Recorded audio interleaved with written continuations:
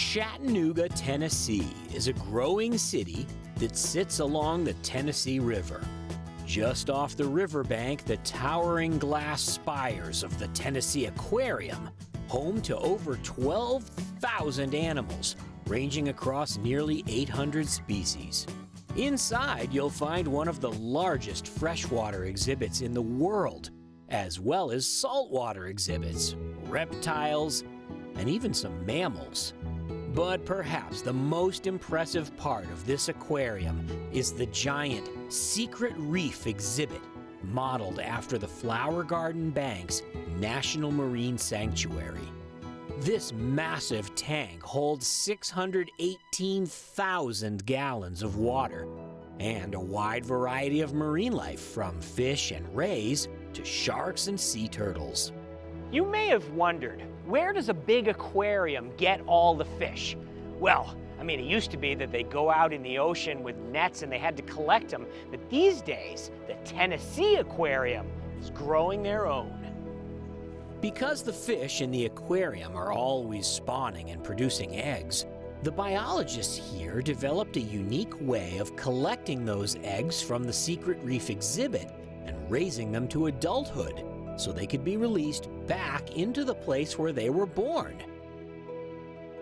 To show us how this process works, we head to the top of the exhibit to meet Kyle McFeeters, the senior aquarist in charge of the breeding program. Can you walk me through this process? Yeah, we have the egg collector in the exhibit right now, which these fish generally broadcast spawn. Yep. So sperm and eggs in the water column, when those eggs are fertilized, they float. So this device we've made will skim the surface of the tank to pull those eggs off the top of the water. So the exhibit water leaves the tank pretty much through a surface skimmer right under our feet. Yep. So the water's being drawn over here already, Right. and then this surface skimming box, it'll collect just a small portion of what is being broadcast into the tank. Kyle carefully lifts the egg collector so we can check for some newly captured eggs. Dump that water out of the pipe because that's outside the screen, and then we'll come right towards you. Cool. Pretty much what we're looking for is on the screen. When you see anything, like there's some junk, some detritus, when you see like something reflective like that, Yeah. that's going to be the eggs when they're kind of reflecting the light there. Okay, yeah, I see them. Very small. This isn't a huge collection. This isn't a lot of eggs. It just looks like a bunch of detritus. You get a ton of detritus and hopefully some eggs. I see one egg-looking thing floating about. We can drop them in where they go and then look at the fish and the algae and whatnot. All right, cool. Let's go. All right. We make our way to the small tanks that house all of the collected eggs, as well as the young fish that have hatched. You're not just gonna pour them in there?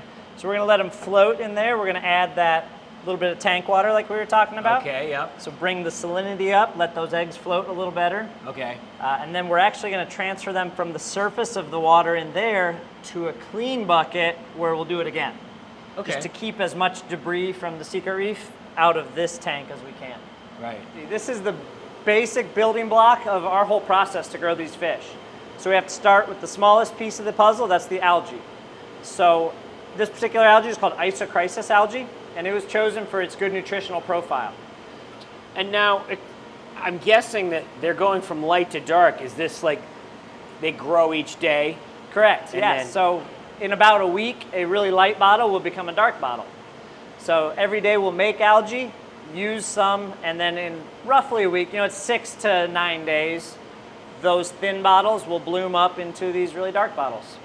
So, Kyle, tell me about these fish. What do we got going here? In here we have some Atlantic spadefish and a porkfish, and we collected the eggs and raised them up to this point here, and they're getting ready to move back into the big tank. Awesome. So now how are we gonna get them over there? Nice. Don't worry, you guys, it's all gonna be okay. You're going home. To a better place. Dude, you're going to a bigger place. You're gonna have a new room. And then Over here. going in a nice bucket. Oh.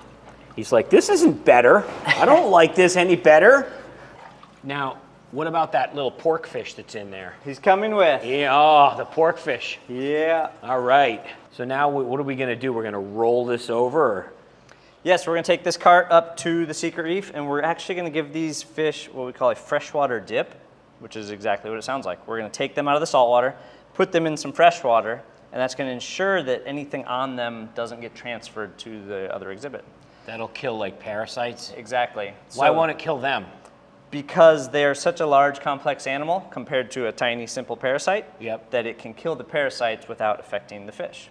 Kyle has me fill up a bucket from the secret reef to help acclimate the new fish. And you can just pour it straight in the cart. Okay. It's going to get them acclimating. Is it because this water is a different temperature? Different temperature, pH, those are the main things right. that we're concerned with. They should be very similar, but just to make sure it's an easy transition, we'll do this. This is a pretty gentle acclimation for them. While we wait for the fish to acclimate, we suit up to prepare for their relocation. We move them into the freshwater dip and wait for any potential parasites to die off. The fish can't stay here long and have to be moved back into salt water within a few minutes. Cameraman Tim and I hop into the water while Kyle grabs the first volunteer. Mark Craven, the dive safety officer, is helping us find a nice spot on the bottom of the reef to release the fish, ensuring that they're safe from any hungry sharks looking for a snack. There are plenty of small places for these fish to hide while they continue to grow. 33 feet down, we find a well-protected area to let them go.